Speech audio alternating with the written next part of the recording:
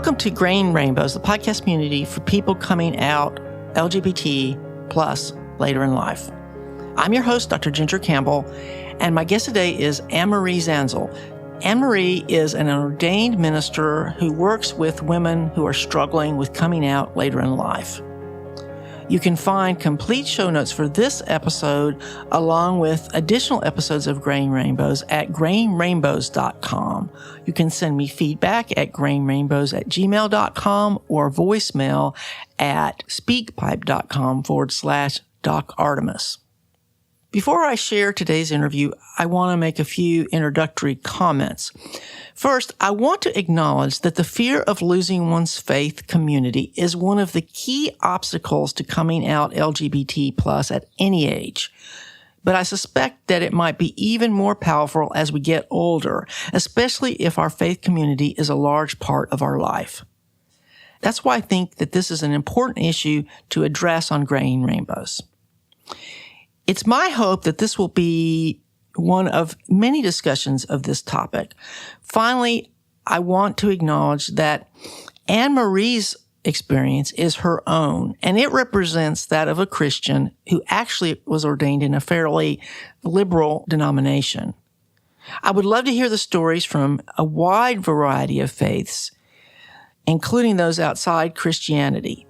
So please let me know if you're willing to share. So, Anne-Marie, welcome to Grain Rainbows. Thank you, Ginger, for having me.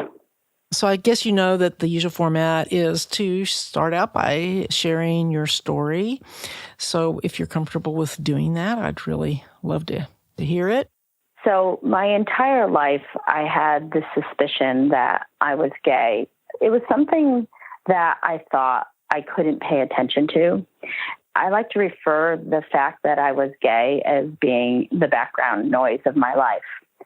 First noticed my attraction to women when I was like 19, 18, 19, which in my generation, which I'm 52, that was it was about the time that a lot of people came out in college and stuff like that. So I noticed my attraction to women when I was about 19, and then really had a very intense conversation one day with a longtime friend and realized that I walked away from that conversation really seriously thinking whether I was gay or not. But I was engaged to be married, and I came from a very strict Catholic family. Sexuality wasn't even discussed. So even the thought of sleeping with somebody outside of being married was very frowned upon. So to even think about a same-sex attraction would be just something that was not in the realm of experience. So I got married. I had kids. I'm going to be really honest with you, in my 30s. I really didn't think much about my sexuality at all because, I was busy raising children. When I hit 40, I was 42 in 2006 when I read an article in Oprah Winfrey magazine about the fluidity of women's sexuality. And all of a sudden, when I read that, I was like, oh my goodness, this is me.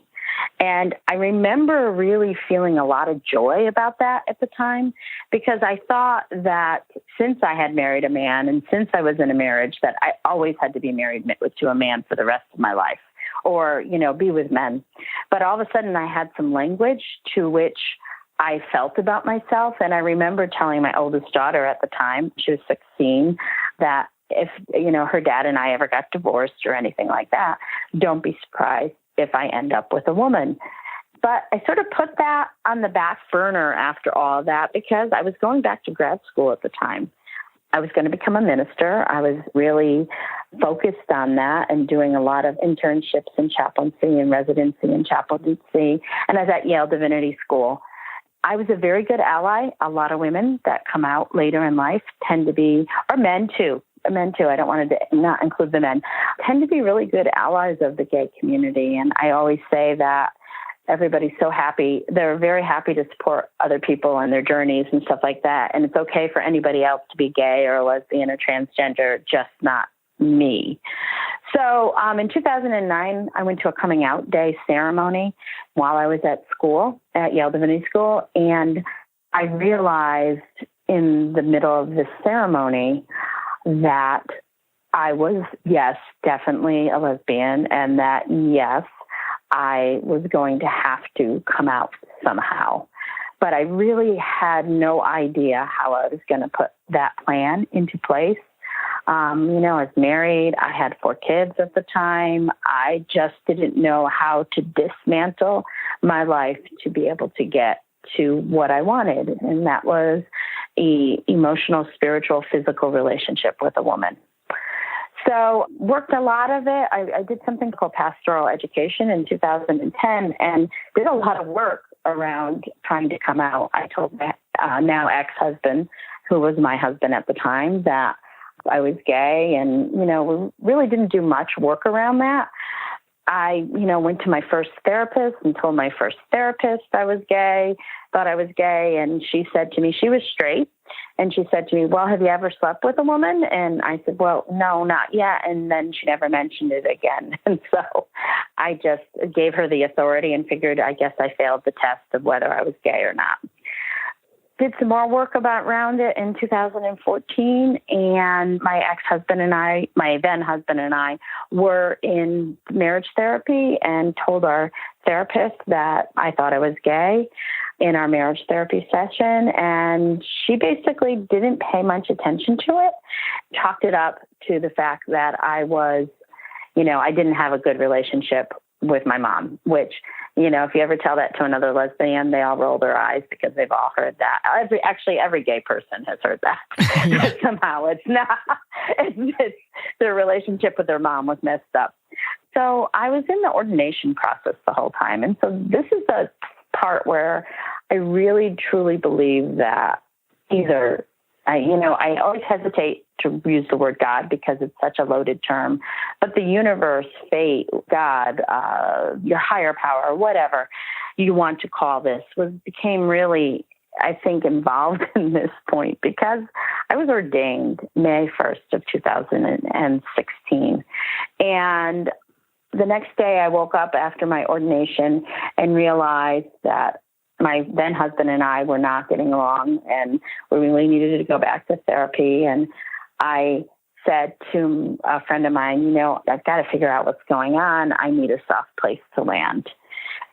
So I went back into therapy. And in the midst of this therapy, I told my therapist about a patient. Her name was Mary, and I had worked as a hospice chaplain for a long time, and Mary was one of those patients, who signs on to hospice and then thinks that she's going to die the next day, and that doesn't happen in hospice at all. Well, it does happen sometimes, but people stay in hospice a lot longer than you think they do. And so about 8 months had gone by, and she said to me at one point, I feel like I have been waiting for something my whole life, because she was waiting to die. And it really struck a chord with me and really, really stayed with me.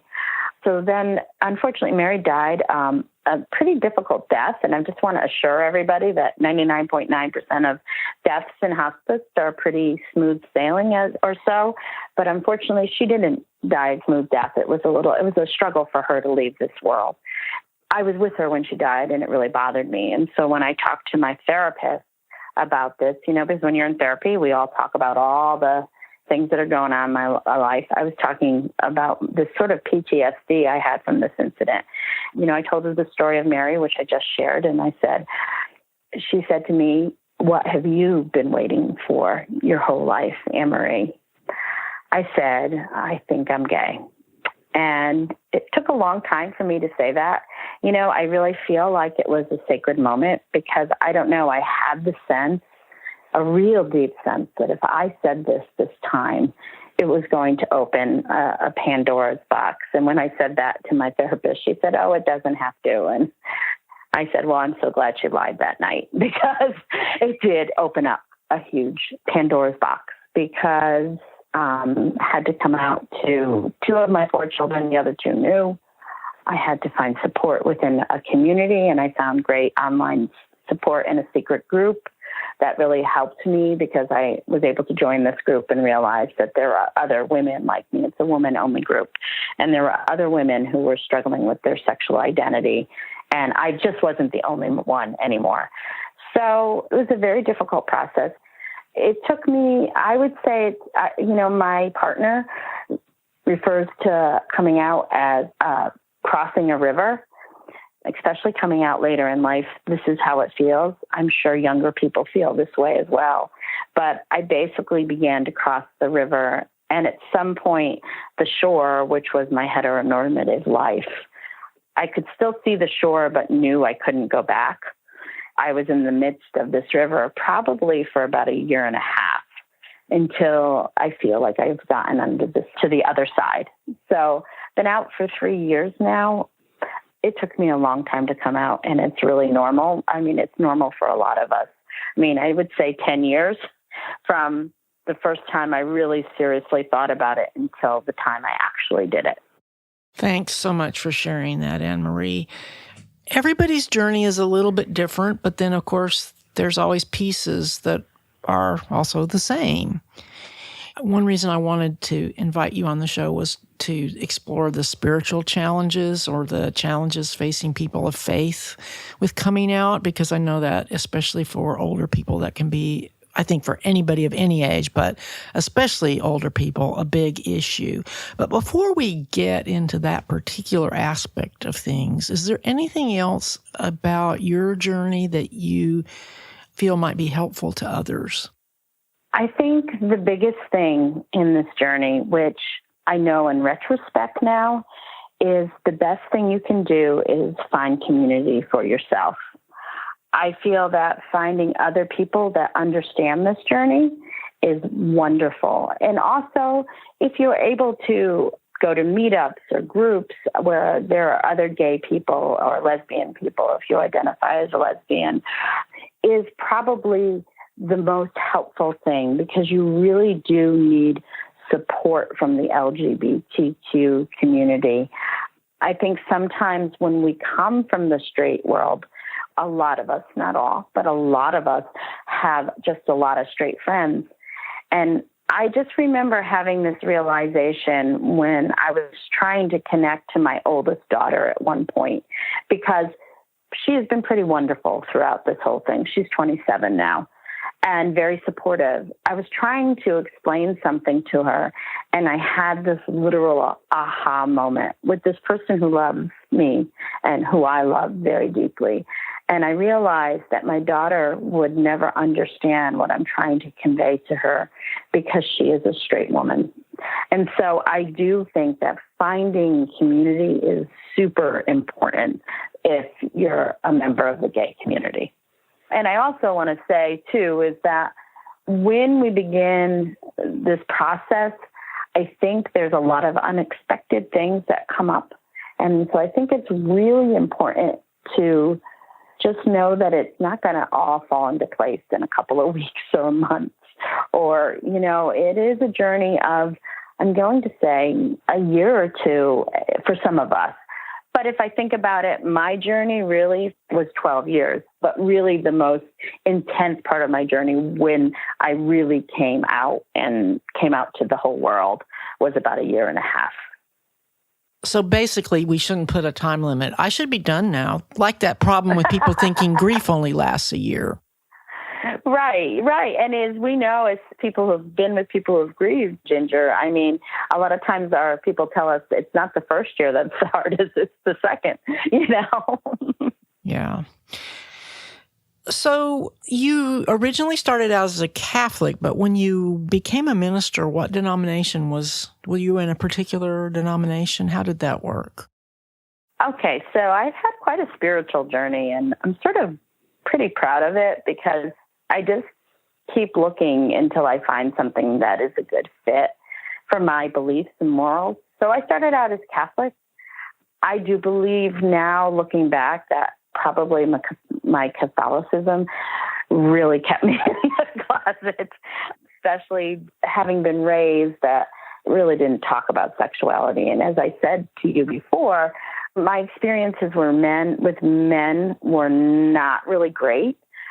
But because I had such, I'm just going to say Catholic guilt about it, I just chalked it up because I felt guilty because I wasn't married to them. Because that was, for me, more than anything in the world, sex outside of marriage, it was really taboo. And so when I did do that as a child of the 80s, I felt a lot of guilt about that and shame. And so trying to separate my feelings for my attraction to women, and that was just sort of impossible for me.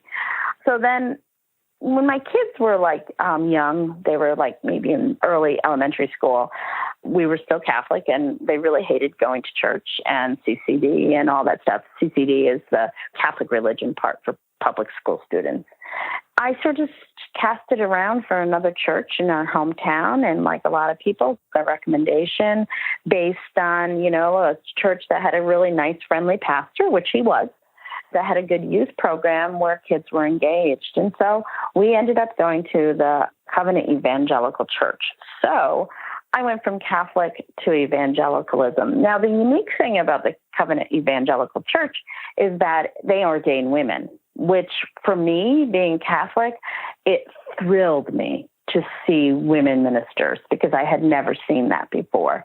I started my journey to be ordained in that denomination. I found out that I went to the most liberal covenant church in the entire covenant because we had, believe it or not only gay members, but gay members in leadership. And I didn't realize that that was taboo in some of the covenant churches. They don't even have gay members. So I stayed because I didn't listen to my own voice. And also, too, I had a whole church that was behind me and very excited to be a part of the process of me being ordained. I was almost at the end of the ordination process, and they asked me to wait a year because I wasn't covenant enough. And they were right. I wasn't. And it was the best thing they ever did for me because I actually took a year or two off and really reflected on what the covenant offered women ministers. And, when I left the church, it was because I realized that as a woman minister that it would have been very hard for me to ever have a pastorate. And if I did, a lot of times women ministers do not get a second call. Now, I think things have changed a little bit, but at that point, and I was just really concerned about that. But the other thing I was concerned about is that as a covenant minister, I would have had to sign that I would never marry a same-sex couple, and I couldn't even go to a wedding to bless the same-sex couple. And that really, really bothered me as I'm going to say an ally, quote, but as a lesbian, now out lesbian. But before then, as in the closet, unacknowledging lesbian, that really super bothered me. And so I left. And then I started the process with the United Church of Christ. The United Church of Christ is probably one of the most progressive Christian denominations in the United States. The joke about the UCC is that we're Unitarians considering Christ. Okay. Yeah. So, and I think that's actually pretty good for me. So when I joined the UCC, I went through the ordination process. It took me a while, sort of wound my way through it. Again, had an incredibly supportive church. And so when I was ordained, the people from the Covenant Church that I belonged to, which is on the other side of the hill of the small town that I lived in, came across the hill and went to my ordination. So I had a lot of people from a lot of different faith traditions.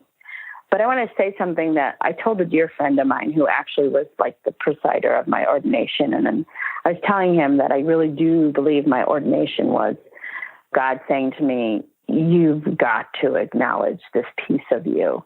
And, he said to me, that makes perfect sense because we ordain the whole person, not just pieces. That's my journey through faith. Oh, and besides that, too, I've been a big yoga person for years. So, and I have done a lot of studying of Buddhism. So I like to call myself a Catholic evangelical congregationalist yogi.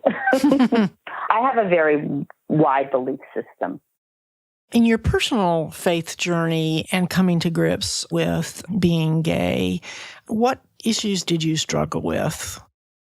Well, I think, now in retrospect, but I think I struggled. Yes, it's about faith, but more it's about patriarchy and expectations with women.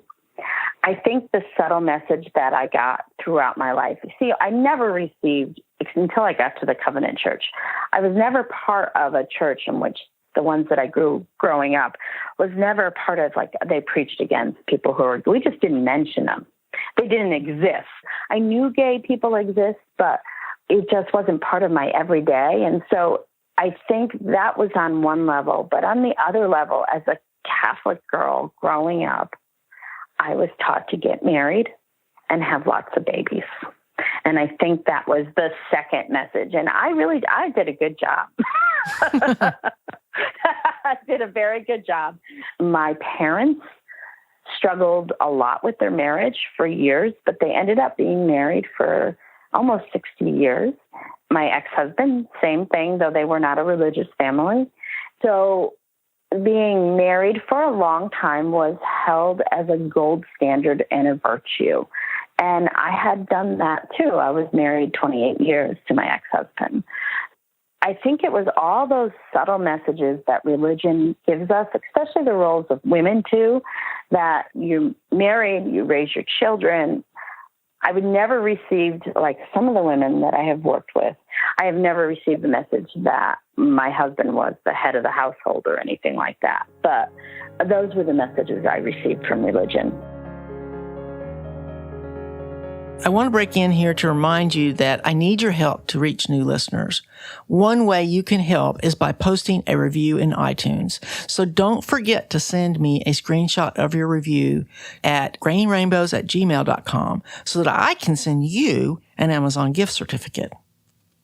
Also, don't forget that one way you can become part of the Graying Rainbows community is by sharing your story. You can do this privately within the Graying Rainbows private Facebook group.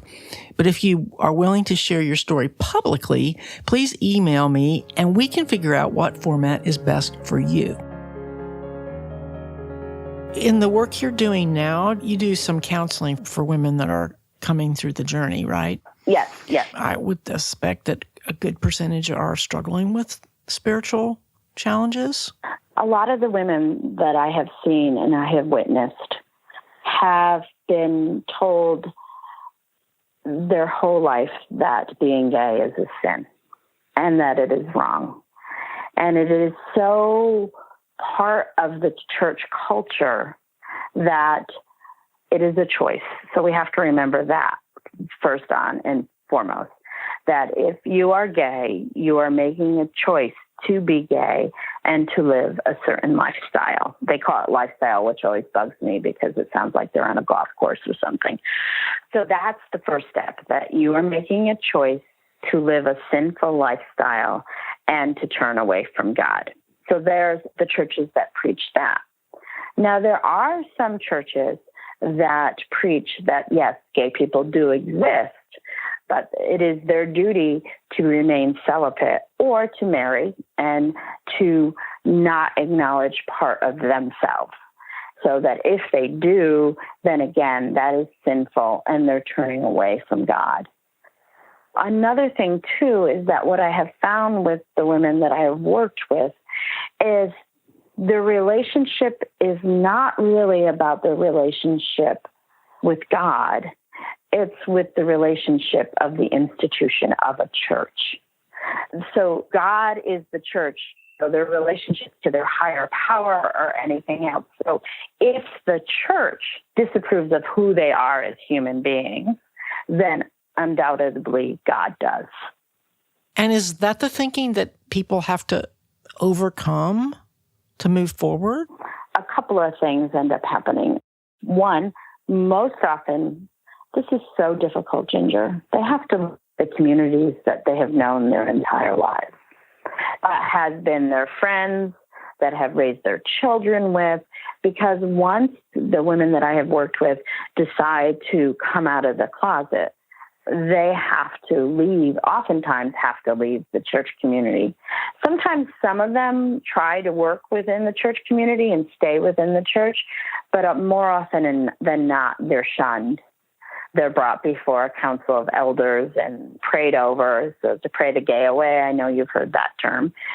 It is a really huge struggle for them to leave their church life. So if they successfully do that, then the next piece is sometimes some of them, because church life is so important to them, they will go find an LGBTQ friendly church. They take care of their spiritual life that way.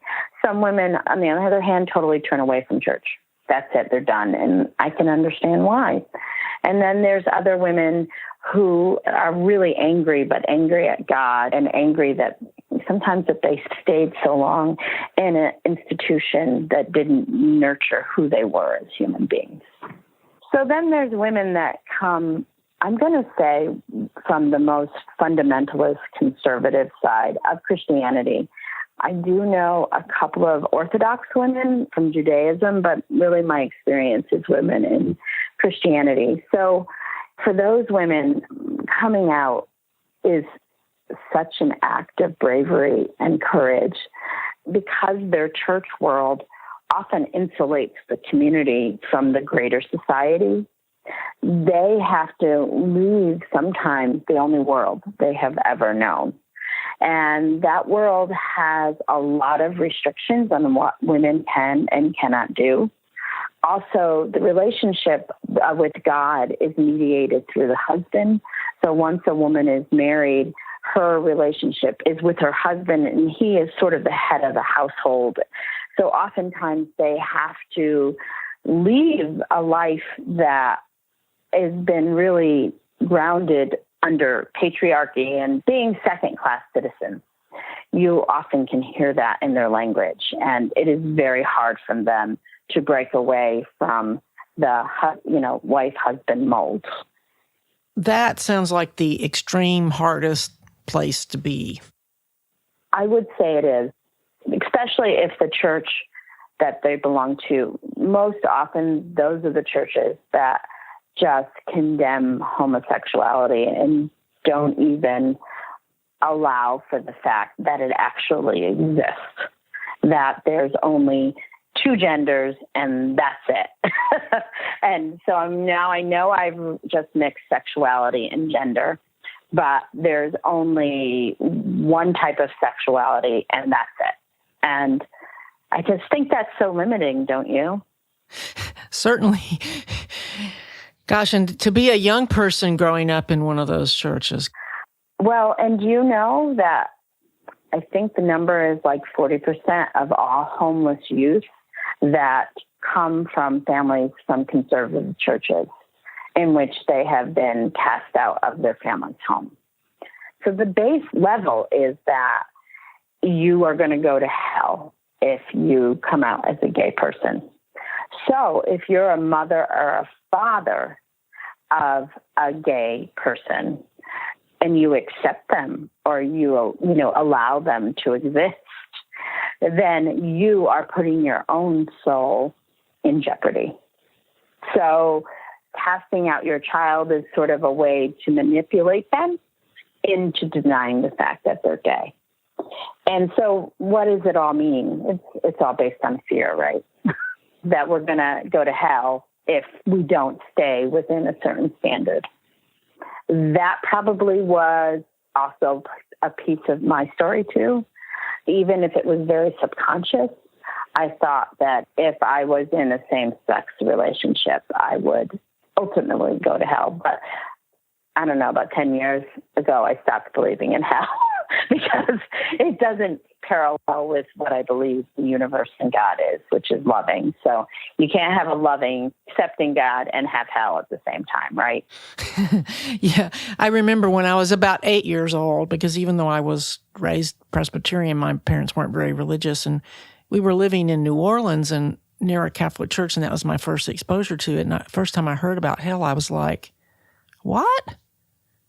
It just didn't make any sense to me. Yeah.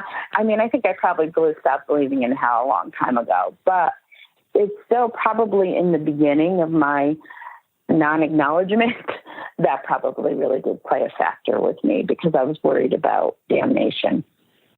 What we've been discussing makes me aware that for a woman coming out in the spiritual part, there's really two parts, at least two parts. There's the whole relationship to the man, because conservative religions also are very patriarchal, and their relationship to their husband and the fact that they're not supposed to think for themselves, and the question of their relationship with God. So it's even harder for them than for a young gay man who has only got half the puzzle. Not to say that it's easier for him, but I mean, it's different or more complicated. Well, I think that's true for any woman, whether we are religious or not. For example, women are hypersexualized in media. Girls are taught not to listen to their own voices and their own experiences. We teach our young men much more to listen to their voices and their experiences. Also, too, women are told across the board that relationships with men are supposed to be hard. And so women that are in these conservative churches are told that as well. For the super conservative churches, the wife has to be submissive and everything like that. And if you're not submissive, then you are being sinful. So, I mean, it's just layer upon what someone has deemed as sinful for people to come out. And it is pretty complicated. There's a lot of layers. It's like peeling an onion. Yeah. One thing I'm curious about is your experience at Yale. How did what you learned at Yale affect your path? The wonderful thing about Yale, because, it's part of an academic system, it's a liberal university in the Northeast. So I'm going to say that the coming out day, which was really big at Yale, which is, I believe, in October 11th, I might be wrong. It's sometime in October. I saw young, they were all younger because they were in their 20s, maybe early 30s, coming out. And, they would, so on coming out day, you would get an email to the entire class, and it'd be somebody's name, and it would say is out. So that was sort of the way that some of the younger people announced themselves. So to be in a place of religion and academia, and that it to be so accepted, was a really good experience for me. And moving to the United Church of Christ, because they have been ordaining gay people for a while now.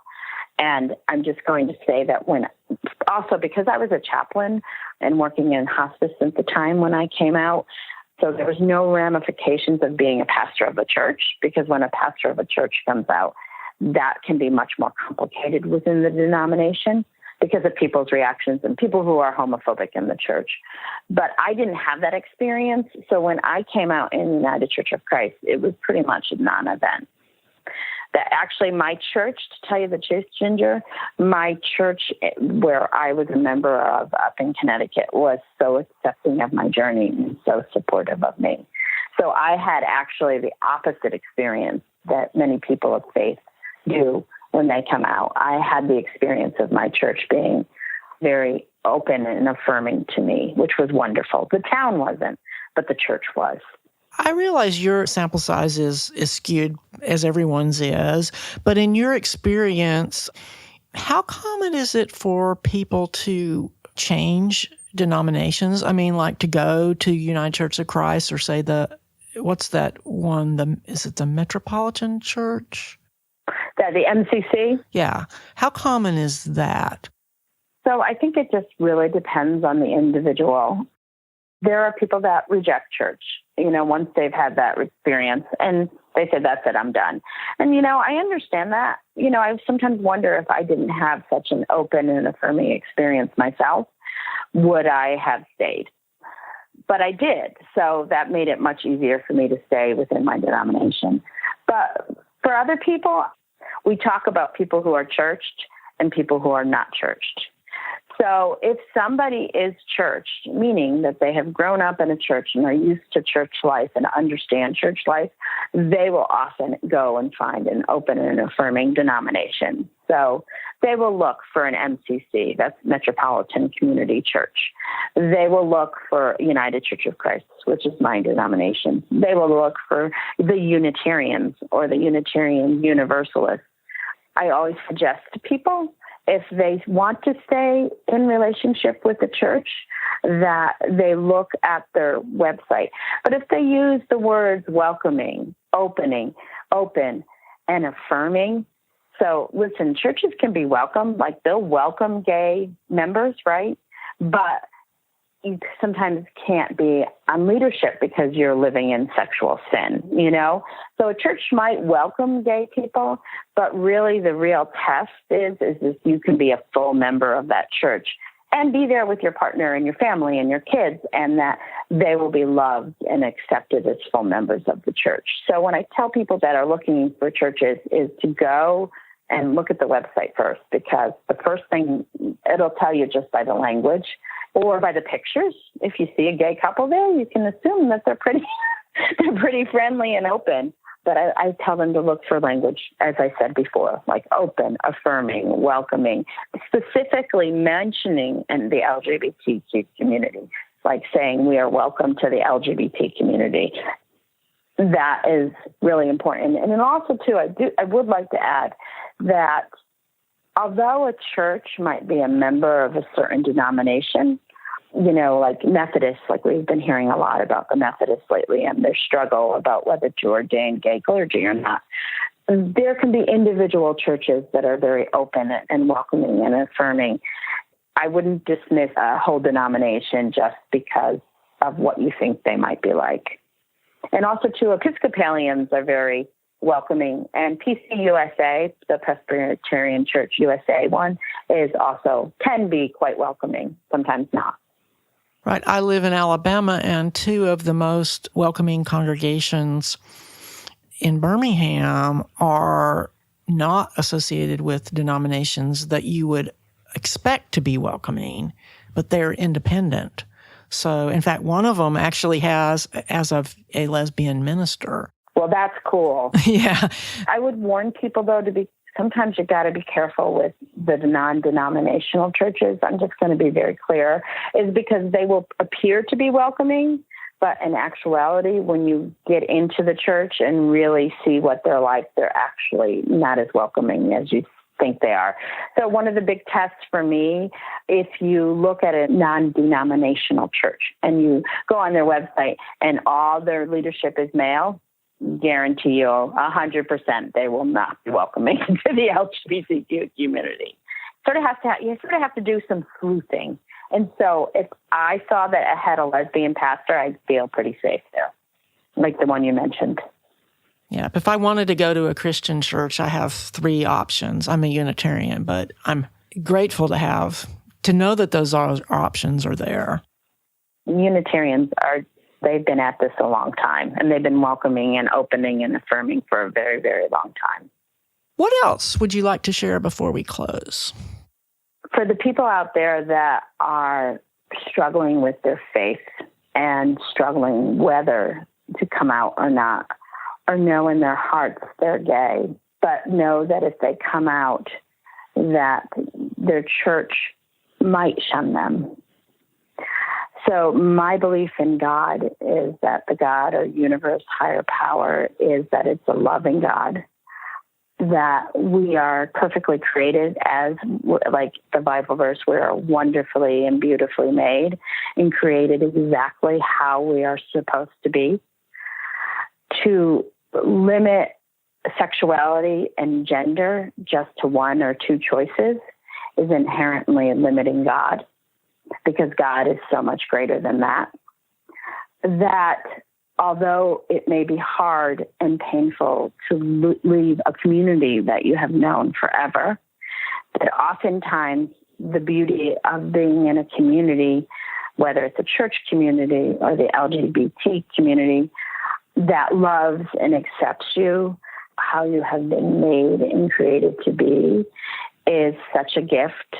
And it is so amazing to be out and openly who you are and just to be accepted with no strings attached and no condemnation is an amazing thing. Yeah, there's so much been left unsaid. I mean, we really haven't gotten into really deep spiritual stuff about sin and all kinds of stuff like that. Well, is there a reference, a book or something that you tend to suggest to people? So one of the things I would like to suggest to people, that especially, it doesn't really matter if you're from a really conservative religion, but if somebody is from any type of Christian religion, there is a church in Dallas called the Cathedral of Hope. It happens to be in United Church of Christ. It happens to be one of my denomination's churches. Their resource page on Christianity and what the Bible says about homosexuality and all the resources they give you that they have available for people who really struggle with the fact that they believe it's sinful. They give you such amazing resources. So again, it's called the Cathedral of Hope in Dallas, Texas. I would go on their website if you're someone who is from a conservative religion, because they have some amazing resources. They really do. And I have some resources on my website too, but I mean, they have like 10,000, Yeah. But sometimes I'd love to talk to you, Ginger, but I mean, even if we just talk ourselves, like about sin and all those other things, that really is what keep people in the closet.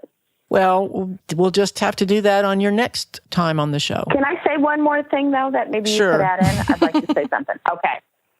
And also, for those that think that being gay is sinful, I really have thought a lot about what it means to be sinful, because people take that seriously.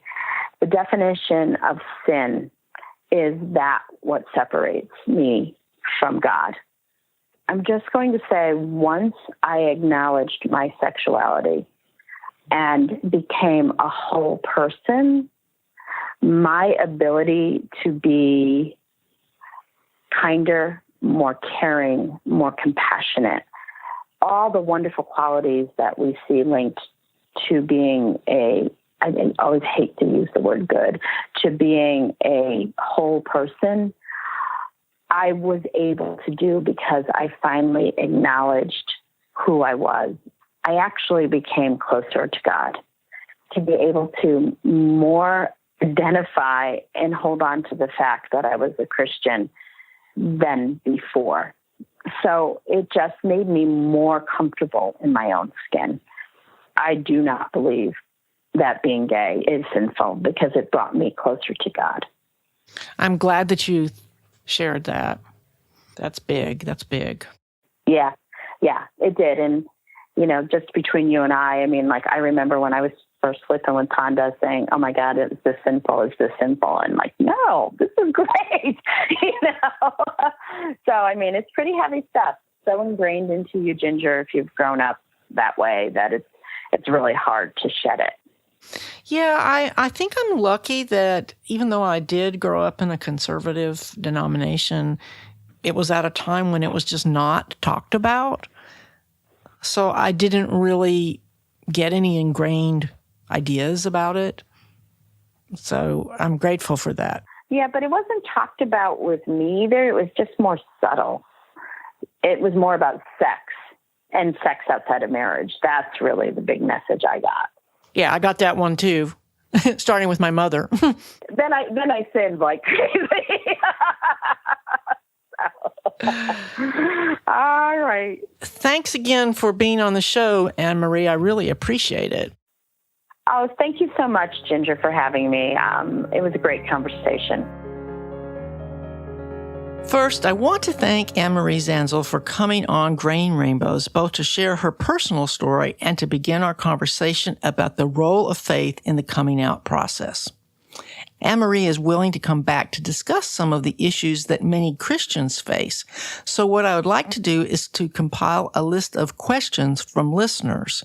You can send these to me at grayingrainbows@gmail.com. Once I have a good list of listener questions compiled, I'll invite Anne-Marie to come back on. I will also be linking to Anne-Marie's website in the show notes for those of you who might want to contact her directly or access the resources that she talked about during the interview. Those of you who have come to Graying Rainbows from either of my older podcasts, Brain Science or Books and Ideas, have probably noticed that besides being a much more personal topic, Graying Rainbows has an unusual focus on personal storytelling. This is intentional, and I want to take a moment to explain why I have chosen this approach and why I am so eager for listeners to share their stories. First, storytelling is the original human way of communicating ideas. We all learn and remember via stories. In the context of coming out, storytelling is especially powerful because it gives us a chance to witness one another's journeys. But the biggest reason I chose this format is because I want you to know wherever you are not alone. You've probably noticed that some of the stories resonate with you more than others. But I want to encourage you to bring mindfulness to this process, especially if the person's experience is very different from your own. It's surprising what lessons we can learn if we listen with this in mind. For example, as a non-Christian who's never had children, my journey has been very different from Anne-Marie's. But I know that there are many of you who can relate to her experience. But what if you identify as male? Does her story give you any new insights into the female experience? One thing that struck me is that the female experience seems very diverse. Many of us never considered the possibility of not being straight until we were already married, and this seems to be uncommon for men. Whether this represents more sexual fluidity is actually beside the point. To me, the key idea is that everyone's experience is unique. If someone says that they didn't know they were gay until later in life, that should be accepted. They should not be accused of being in denial. At the same time, if you are someone coming to this realization later in life, there is no reason to beat yourself up for not knowing sooner. Finally, I think Anne-Marie's story reminds us that coming out is a process, not a one-time event. The first step is coming out to yourself with love and compassion. And even that may not happen instantly. It's okay not to know, to be questioning. Just know that you don't have to go it alone. One way that you can feel less alone is by sharing your story, either privately or publicly. If you want to interact with other listeners, you can visit the Graying Rainbows fan page on Facebook. There's a public page, but we also have a private Facebook group. You can also email me at grayingrainbows@gmail.com if you need total privacy. Besides your stories, I need feedback about what you want to hear in future episodes. So far, I've been focusing on 3 types of episodes: personal stories, LGBT history, and resources that I hope you can use. So if you have a great book or other resource you'd like to share, please email me at grayingrainbows@gmail.com. Of course, I also encourage you to share it with others on our Facebook page or in the private group. I especially want to thank those of you who have already sent me feedback. Hearing from listeners has always been what keeps me going. I'll be back again in 2 weeks, but in the meantime, please check out my other podcasts, Books and Ideas, and Brain Science. Thanks again for listening.